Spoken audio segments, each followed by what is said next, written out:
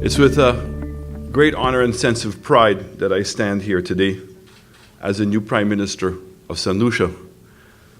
Unfortunately, I don't feel so new,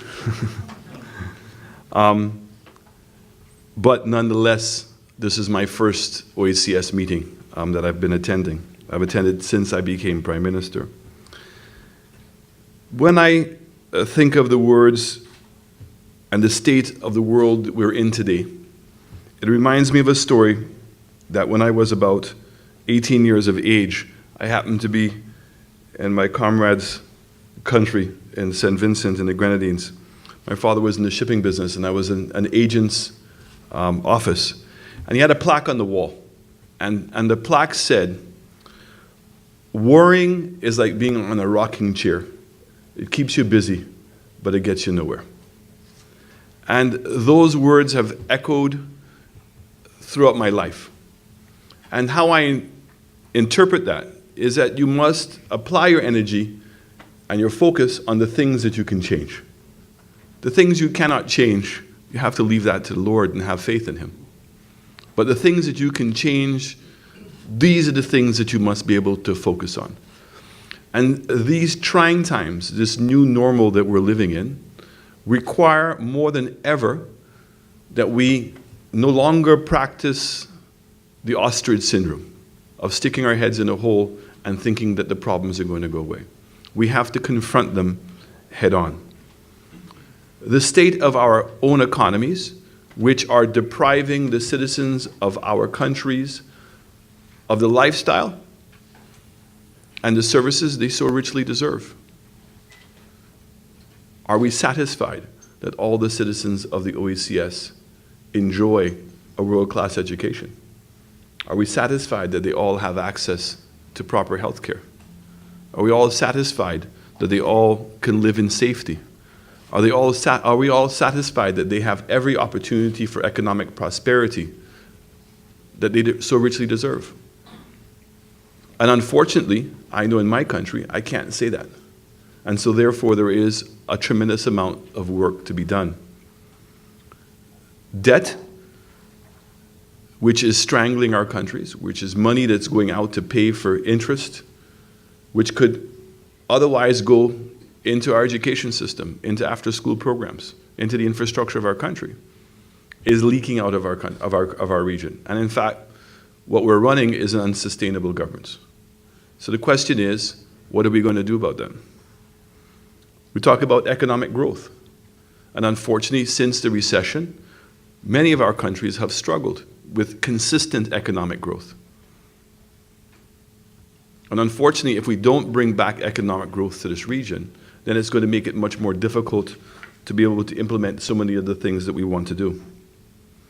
So that is the role of the OECS. So from a St. Lucia perspective, when I come to these meetings, I come with the expectation that the OECS, through functional cooperation, can help relieve some of these problems. Because as a small state, the percentage of the money that we're paying towards salaries and towards the bureaucracy of our own governments suggests that we have to have functional cooperation.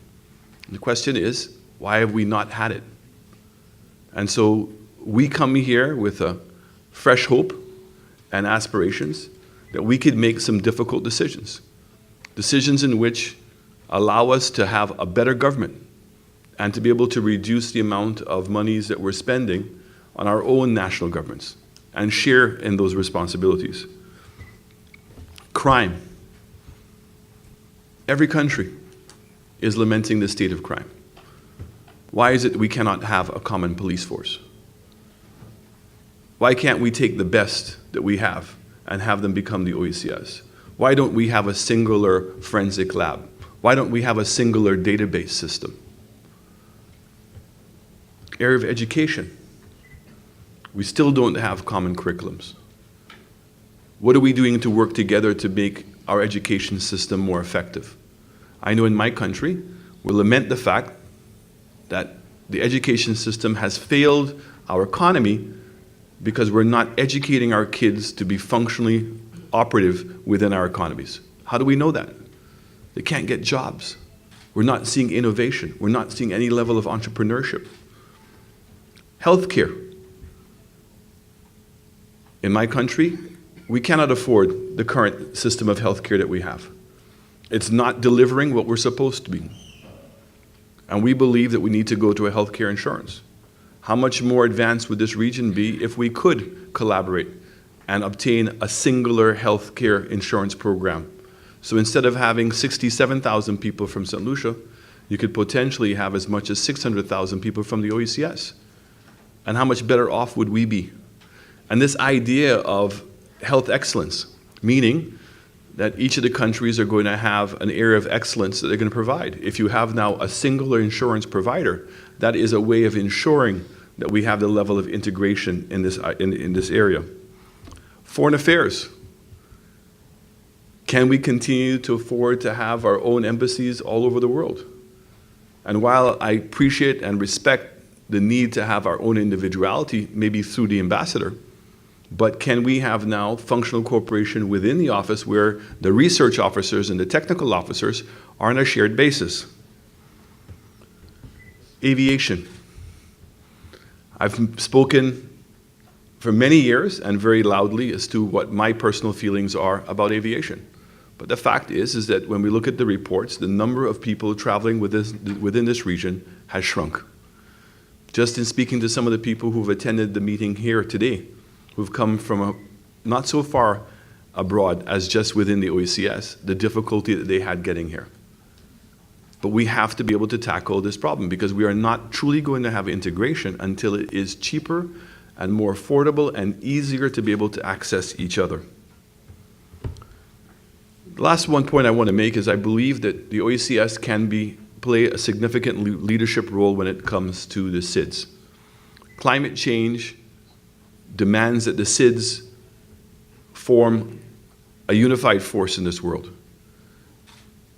It is very unfair what is taking place in that we cannot control our destiny as it pertains to climate change. Even if the OECS countries and even if the 51 SIDS around the world were to change their lifestyles and become the most pristine destinations in the world, we still could not be in control of our own destiny. What is required is adaptation, that the infrastructure of our region has to be enhanced in order to be able to deal with the current climate changes. No longer do we need a hurricane to cause irreparable damage to our economies. It simply has to be a trough. So the idea of having to spend money in strengthening the existing road networks and infrastructure that we have, which is not in itself going to produce any capacity changes, is not going to make us any more competitive. All it will deal with is sustainability. And that when you ask small countries that are already heavily indebted to be able to do that, it becomes an impossible task. And so therefore, I believe there's a huge role that the OECS has to play because they say, who feels it, knows it. And I can be assured, all of you here today, that we do feel it. So I very much look forward to working with my colleague prime ministers and with the OECS Secretariat in dealing with the challenges that we have going forward. Thank you very much.